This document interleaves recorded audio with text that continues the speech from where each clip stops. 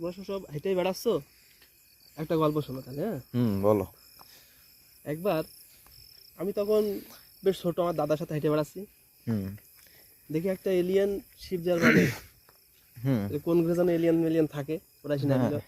নামার পরে এসে ওরা মানুষ খুঁজছে, ঠিক আছে, কারণ ওরা তো এলিয়েন, ওরা কোনডে মানুষ, কোনডে গাছপালা, কোনডে প্রাণী, কোনডে ঘর বাড়ি কিছু চেনে না।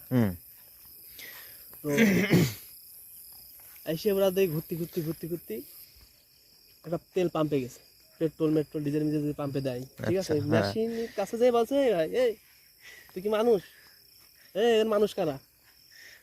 পেট্রোল পাম্পের মেশিন তো কথা বলতে পারে না। ওর হয়ে গেছে রাগ, দুটো এলিয়েন, এক এলিয়েন ডাকছে আর এক এলিয়েন কথা বলছে না, এক এলিয়েন ঘুষি মেরে ধাস করে ঘুষি মারার পরে বাড়া গেছে বাস্ট হয়ে, ঠিক আছে। জোরে যে বাস্ট হয়েছে, বোম বাস্ট হয়েছে, বেশি শব্দ হইলো, একটাই মাথায় যে পড়লো, হ্যাঁ, একটা ওই মাথায় যে দুটো দুই এলাকায়, ওরা কেউ খুঁজে পাচ্ছে না। আচ্ছা, বহুত সময় পর খুঁজে পেয়েছে, খুঁজে পেয়ে পাচ্ছে বুক আসদা, আমি যে ডাকছিলাম অত ভালো করে, ভাই ভাই আর তুই ধপের ঘুষি মারলি কি করতে? ওরকম পৃথিবীর মানুষের সাথে যে পাঙ্গা নেওয়া হবে না বা নীতি হবে না, এটা আমি কিন্তু আগের থেকে টের পাইলাম। তুই কি করতে পারলি?